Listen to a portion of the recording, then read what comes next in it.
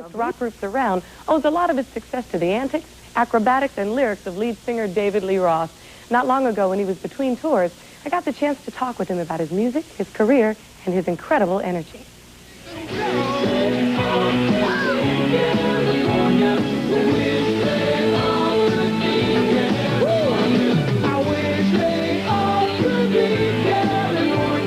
Sound familiar?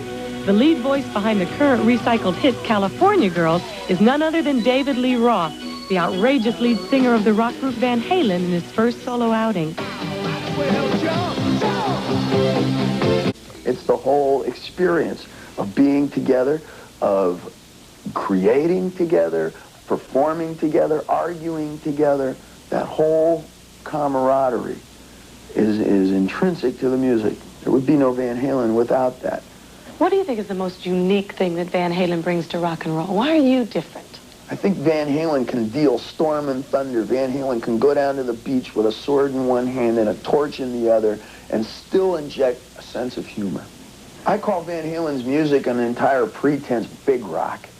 Like I said, it's a combination of the gypsy roving carnival, circus, daycare center, you name it. It's everything all wrapped into one. It's a big parade. It's very festive, you know. Van Halen's been criticized a lot for an attitude about women. What would you say is your attitude about women? I think that if you listen closely to Van Halen's lyrics, and I have written every single one of them, you won't find one sexist lyric. You won't find one victimizing sort of thinking. You won't find that victimization tact of thought. A lot of people get bitter in this business. Why hasn't that happened to you? I think a lot of people enter this business with a lot of problems already. It's just they're couched, and they won't dish them up. They certainly won't dish them up to you in an interview.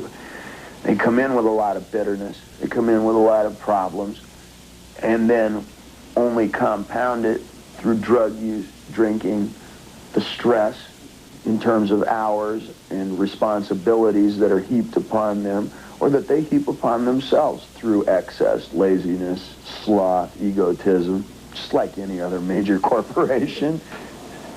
In that sense, I guess it is. What about anything you'd change about your life? When Dave quit the band, Alex, Mike, and I were just pretty devastated, really. We were just sitting there going, now what, you know? I mean, here we've worked with a guy for 11 years, so to speak, and he just kind of like took off. We were just a little bit, no, we weren't a little bit, we were a lot pissed off. We just came off a major tour in 1984. It was the best-selling record we ever had. It went to #2 in Billboard. We had the first ever #1 single. Every place we played, we were sold out. And we were just itching to go and do the next record because Edward had written a lot of music. And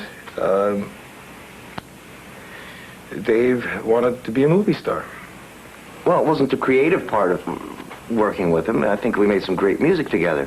And he was just living with the guy. He treated everybody like a little lower than him, including us in the band.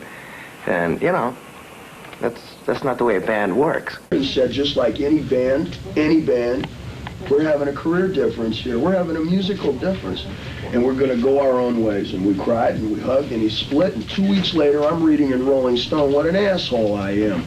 And how poor little Eddie was forced to spend the last 12 years of his life living a lie. It's like a National Enquirer or something. And here comes his wife, you know, to back it up, you know, and on and on and on. So I stayed quiet for 6 months, 7 months. And I'm just reading diatribe after harangue, after this, after that, you know, again and again and again. And I still believe it's not necessary to make a comparison. I don't think you have to make a choice, but Van Halen demands it. Van Halen is demanding, for some bizarre, retarded reason, for the audience to make a choice. You have to either love us and hate him or vice versa. They demand it, they demand it. Well, I'll rise to the challenge. If we have to have a comparison, then fine. I eat you for breakfast, pal. The new Van Halen is made up of brothers Eddie and Alex Van Halen, veteran Michael Anthony, and former solo star Sammy Hagar. Van Halen's album 5150 already sold 2.5 million copies thanks to its 3 top 10 hits, and it's convinced audiences that Sammy Hagar is more than a match for the departed David Lee Roth. What do you want with us? You want us to be ourselves?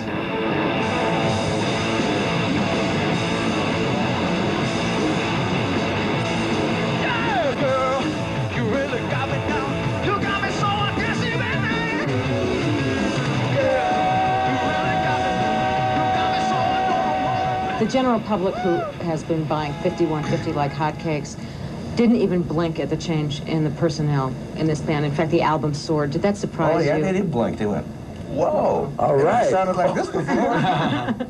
Did it surprise you at all? I just figured, you know, we make a good record, and it sounds good. It doesn't matter who's playing. You know, actually, we didn't even play on the record. We had the monkeys play. They did the whole... It didn't surprise me. It's, you know, we made this music. We've been hearing it all along. We were the first ones to hear it, and we were so excited every time we came up with a new song that it was like, when that record was done, we were so proud and so up for it. In my heart, I knew it was going to be extremely successful. We figure if us four like something, is bound, you know, a few million other people out there that are bound to like it too. The spirit of this band that comes across now really does seem to be an all for one, one for all kind of happening. It seems like a very unified front. That's pretty accurate, isn't it? It's much more a band than it used to be. I can't think of a band with higher visibility, with someone with a higher visibility than David leaving, with less of a brouhaha taking place after he left, where the fit was more exact. So, I mean, were you guys kind of ready for that, just to turn over that quickly? I think we basically followed our heart. We knew that in our heart that this is going to be a great band, and we like to refer to it as the real Van Halen. As a matter of fact, Sammy was actually a choice of vocalist in 1977 when we signed with Warner Brothers. Now, nobody will cop to it, but that's the doggone truth. But because of legal entanglements and contracts, and because Van Halen was unproven, nothing was ever really pursued. But, you know, to answer your question, I honestly didn't feel a challenge at all, because I came in strictly being myself. Right. Okay, the minute we made music, we knew I wasn't going to have to adapt. I wasn't going to have to make any changes. The only part I felt funny about was singing old songs, and we just completely worked that out. So how'd you work it out for people that haven't seen your tour yet? We only do ones that fit with the new lineup that I feel comfortable singing. You know, when a certain person left, it didn't bother us any really, because Alex, Mike, and I have always been the core of Van Halen anyway, you know. What about the feud with Van Halen? Is there real? They have a big banner up now that says, at all their concerts, "Screw David Lee Roth." Now, I don't know, is that mean, or is that a message to the girls? Well, I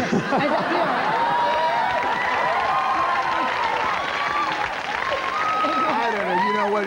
There's been a battle raging on back and forth between myself and Van Halen. You know, when I shook Edward Van Halen's hand over a year and a half ago, we both had a tear in our eye, and we said we have a career musical difference, like all bands, And then several weeks later, I'm reading how he was forced to survive, to live a lie. You know, 12 years of Maserati after Rolex, after Lamborghini, and on and on. You know. And now it's reached the proportions of a little bit comical proportions. So I just figure, fellas, you keep on reigning, and I'll still be the parade. Of course, the $60,000 question. What the fuck is wrong with Van Halen? Why do they sound so bland? Well, Van Halen, I can only judge from the outside as a previous fan. Mm-hmm. Van Halen is trying to create product. I don't believe that their singer really thinks he's as hot as he proposes. Mm-hmm. Henceforth, the overblown... I don't know what you call it, proposal, you know, his worth and the lack of others' worth. I don't think that they have the constant flux of fresh input, new directions coming in there. Which they had when you were in the band. Oh, yeah. I was always bringing in new ideas. Hey, let's try this kind of a song. Let's try that kind of a song. Let's create a hybrid out of the two. Let's take a chance. Let's gamble with it. You know, let's throw the dice, you know. And, you know, guitar players, bands are like boxers. Any great boxer has a certain number of money shots.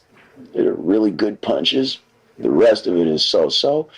And it takes a guy in the corner to call those shots. And that was what I contributed to the band.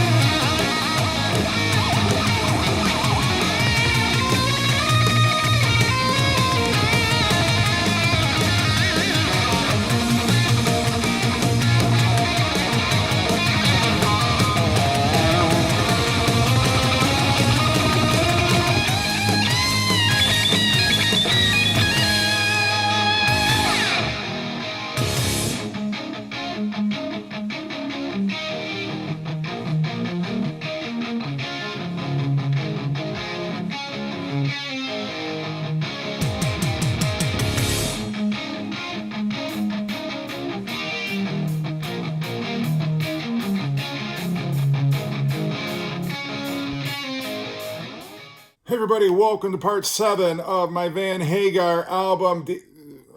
my Van Halen album deep dive series. Today I'm talking about their 7th studio album and their first with Sammy Hagar, 5150. This was released on March 24th, 1986. This is what the cassette looks like. My mom had the cassette before I even bought the album.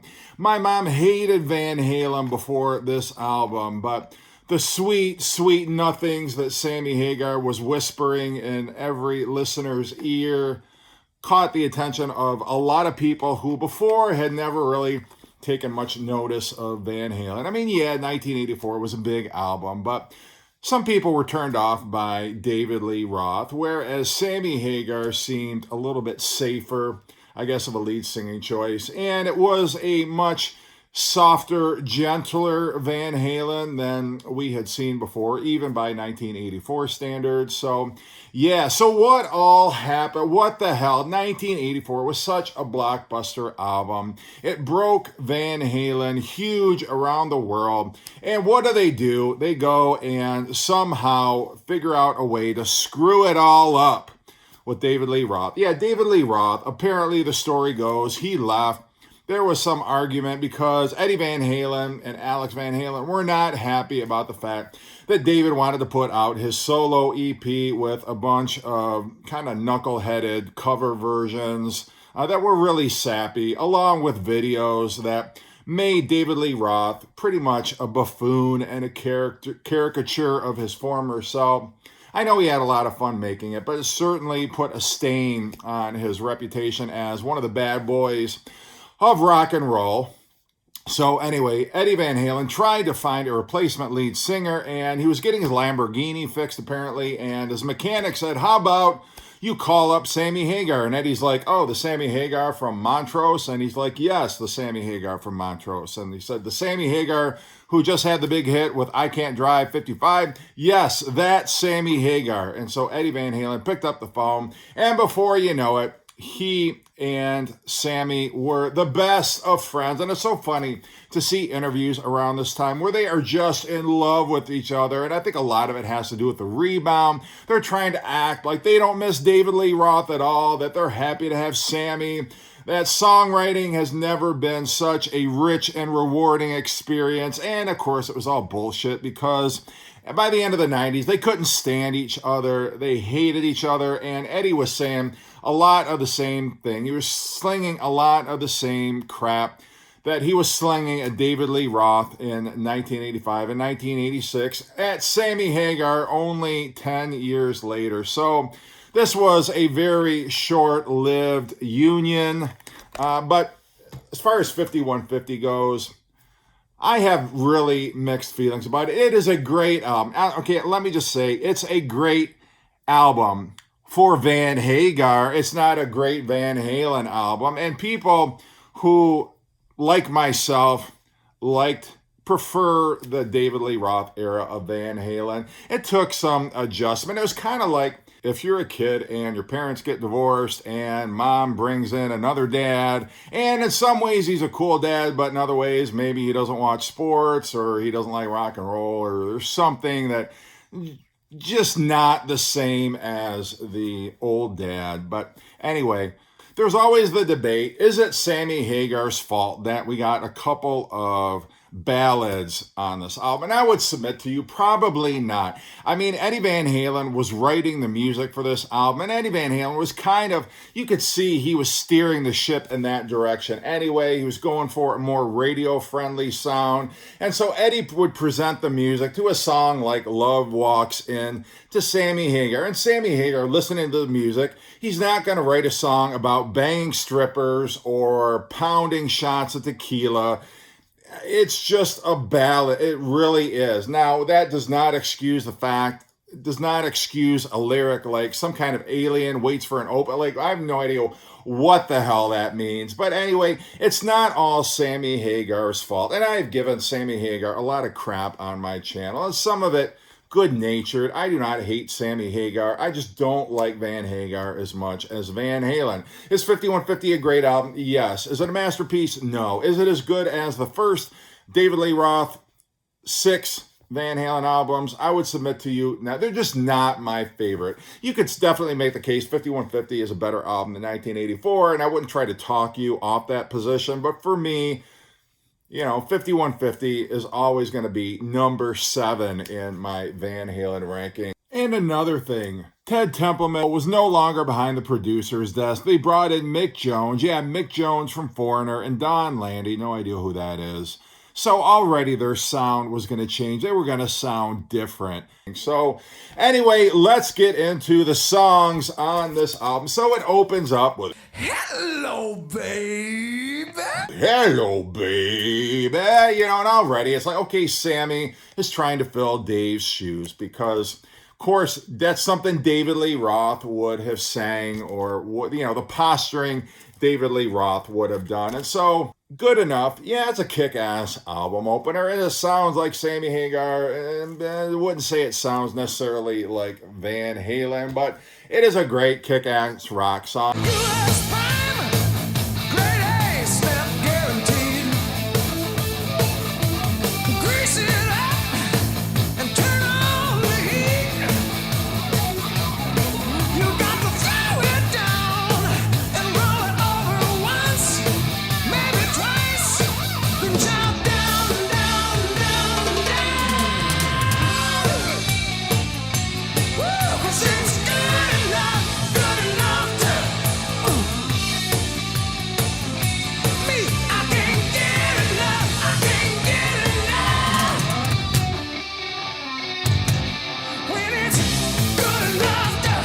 And then we got the first single off the album, Why Can't This Be Love? Which, hearing this on the radio is like,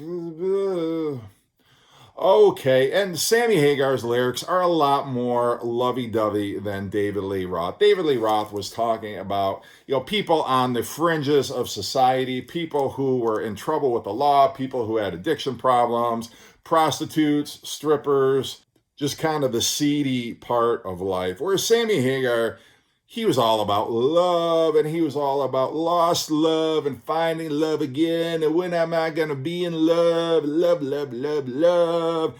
And if you like Sammy Hagar, probably you dig that stuff. But for Van Halen fans, it was, again, like, this is going to take some getting used to. And I really wish they would have called it Van Hagar, because then I might have been able to make a little more peace with the album. But as it is, Why Can't This Be Love? Yeah, it's a good song. It's a good song. Come on. All right. Then Get Up, which is another, like, balls to the wall rocker. Let's try to rekindle the Van Halen flame from the first 4 albums. Yeah, it really is a barn burner. It is a high voltage, high energy song.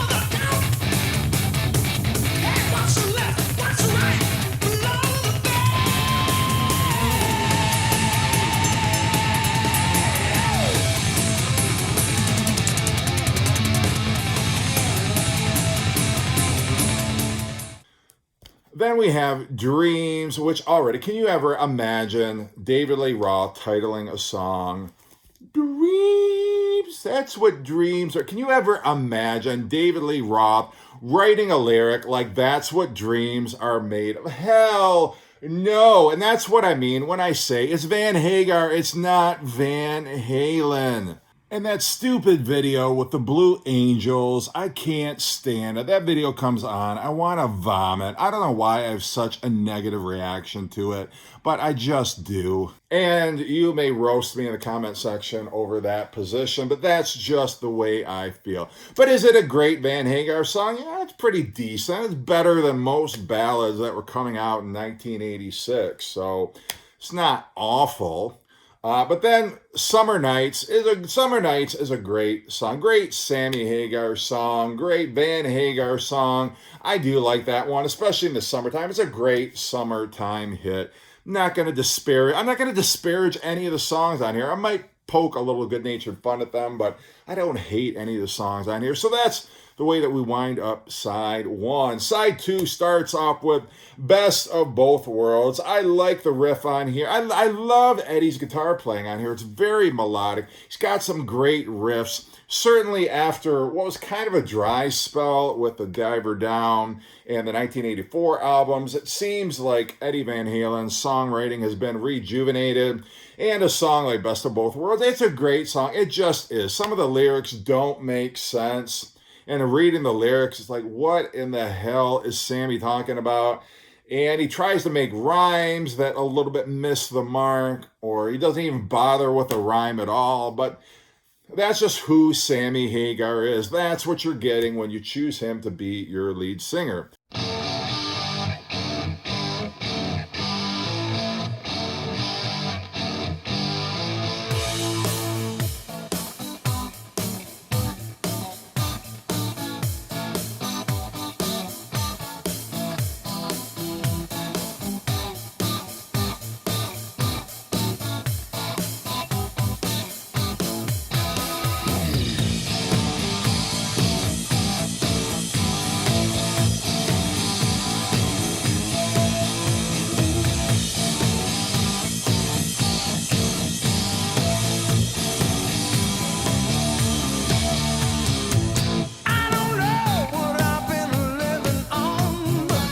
It's not enough to fill me up.